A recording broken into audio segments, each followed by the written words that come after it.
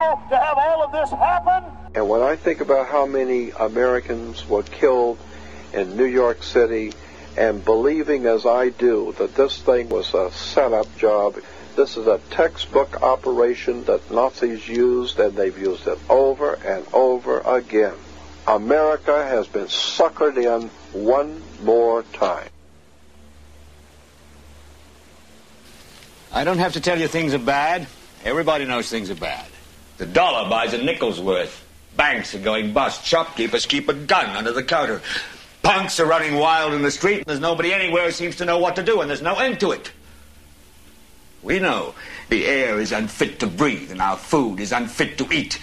We sit watching our TVs while some local newscaster tells us that today we had 15 homicides and 63 violent crimes, as if that's the way it's supposed to be. We know things are bad, worse than bad. They're crazy. It's like everything everywhere is going crazy, so we don't go out anymore. We sit in the house, and slowly the world we're living in is getting smaller, and all we say is, please, at least leave us alone in our living rooms. Let me have my toaster and my TV and my steel-belted radios, and I won't say anything. Just leave us alone. Well, I'm not going to leave you alone. I want you to get mad. I don't want you to protest. I don't want you to riot. I don't want you to write to your congressmen because I wouldn't know what to tell you to write. I don't know what to do about the depression and the inflation and the Russians and the crime in the street. All I know is that first, you've got to get mad. You've got to say, I'm a human being. God damn it. My life has value.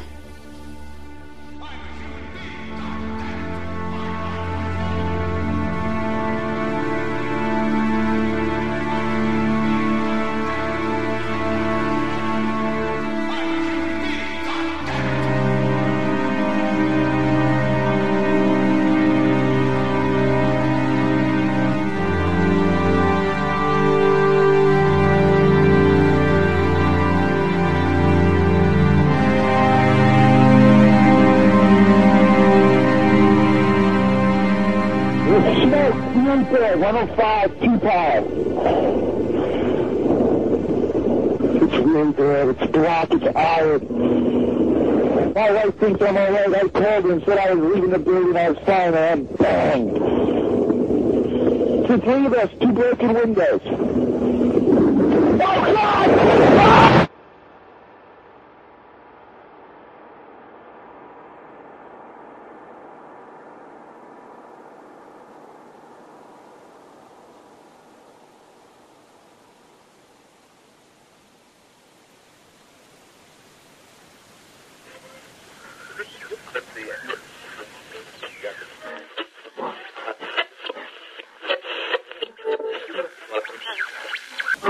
When hostilities commenced in Europe in 1939, it was realized that the American people had no intention of entering the war. But they believed that this country could be enticed into the war in very much the same way that it was enticed into the last one. They planned, first, to prepare the United States for foreign war under the guise of American defense. Second, to involve us in the war step by step without our realization. Third, to create a series of incidents which would force us into the actual conflict. These plans were, of course, to be covered and assisted by the full power of their propaganda. Our theaters soon became filled with plays portraying the glory of war. Newsreels lost all semblance of objectivity, and they have used the war to justify the restriction of congressional power and the assumption of dictatorial procedures on the part of the President and his appointees. A fear campaign was inaugurated. We cannot allow the natural passions and prejudices of other peoples to lead our country to destruction.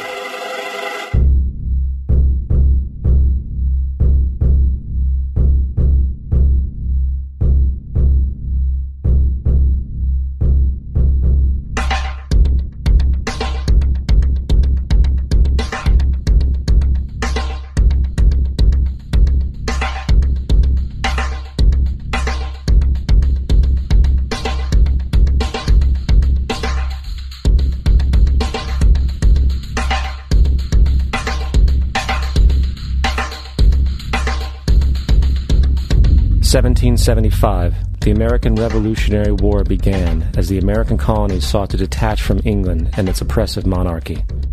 Though many reasons are cited for the revolution, one in particular sticks out as the prime cause: that King George III of England outlawed the interest-free, independent currency the colonies were producing and using for themselves, in turn forcing them to borrow money from the Central Bank of England at interest, immediately putting the colonies into debt. And as Benjamin Franklin later wrote, the refusal of King George III to allow the colonies to operate an honest money system which freed the ordinary man from the clutches of the money manipulators was probably the prime cause of the revolution. In 1783, America won its independence from England. However, its battle against the central bank concept and the corrupt, greed-filled men associated with it had just begun. So what is a central bank? A central bank is an institution that produces the currency of an entire nation. Based on historical precedent, two specific powers are inherent in central banking practice: the control of interest rates and the control of the money supply, or inflation. The central bank does not simply supply a government's economy with money, it loans it to them at interest. Then, through the use of increasing and decreasing the supply of money, the central bank regulates the value of the currency being issued. It is critical to understand that the entire structure of this system can only produce one thing in the long run: debt. It doesn't take a lot of ingenuity to figure this scam out. For every single dollar produced by the central bank is loaned at interest. That means every single dollar produced is actually the dollar plus a certain percent of debt based on that dollar. And since the central bank has the monopoly over the production of the currency for the entire country, and they loan each dollar out with immediate debt attached to it, where does the money to pay for the debt come from?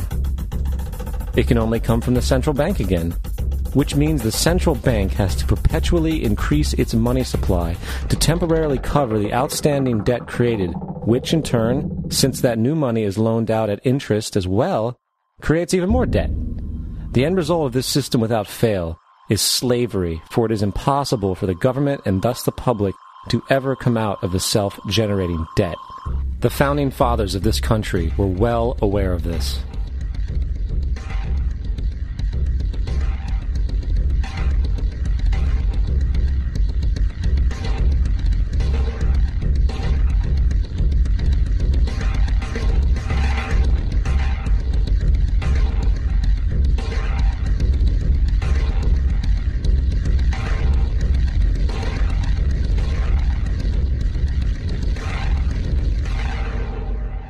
By the early 20th century, the U.S. had already implemented and removed a few central banking systems, which were swindled into place by ruthless banking interests.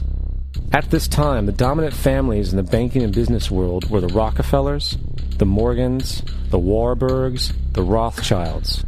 And in the early 1900s, they sought to push once again legislation to create another central bank. However, they knew the government and public were very weary of such an institution, so they needed to create an incident to affect public opinion.